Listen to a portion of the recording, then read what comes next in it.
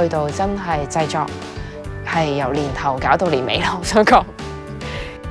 咁由最初我哋一個咁唔 Christmas 嘅感覺，又要俾 approval 啦，都覺得會唔會好老土要多啲聖誕樹啊？去到我哋要同一班學生合作，因為我哋好想薪火相傳，我哋唔想淨係又係 Prudence 啊，又係 Chocolate Rain 做呢啲嘢，會唔會 involve 多啲人啊？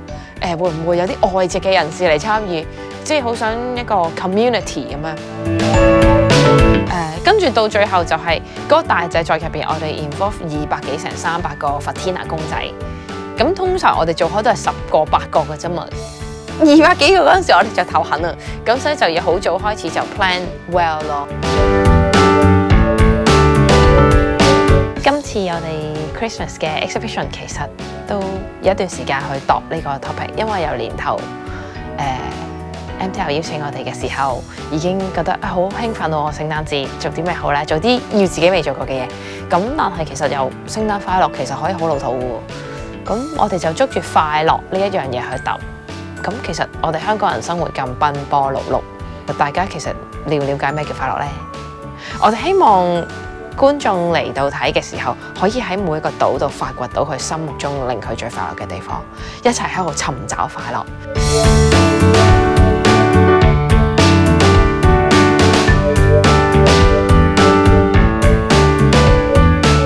Prepare 聖誕節嗰個過程咧，我覺得係頂癮過 enjoy 嗰個 moment。而每一年就係因為有廢物利用，有好創意嘅一齊製作，我覺得個過程係好開心。咁今次喺呢個聖誕節入邊，我哋更加想將呢個過程同更加多年青人分享，而大家更加用好多碎布啊、回收翻嚟嘅童裝又好、膠樽又好，點都好，去將呢個聖誕節添一個創意嘅色彩。而我更加想佢哋明白到，唔係你掉幾多 budget 去裝飾呢個聖誕節係先為之正，而係你擺幾多心血去一齊準備個過程先至係最感動咯。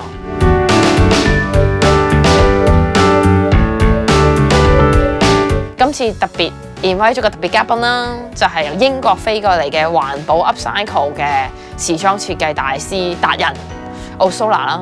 咁佢係喺 DR 一次 lecture 一齊分享講座嘅時候認識，佢已經係好出名啦，飛升國際。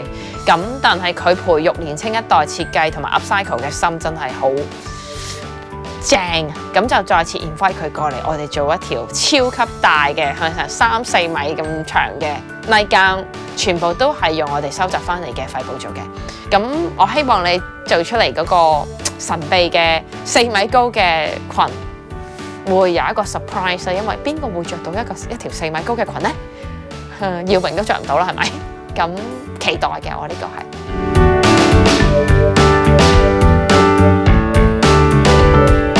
如果你問我乜嘢叫做快樂，我會覺得嗰個過程，今次尤其是今次個製作過程，或者係我成長嘅過程，呢個係最快樂。因為快樂我成日覺得係永遠都追唔到嘅。而係一步一步行到去 approach 佢嘅時候，你細味翻嗰個每一個 step 就係已經係最正、最快樂。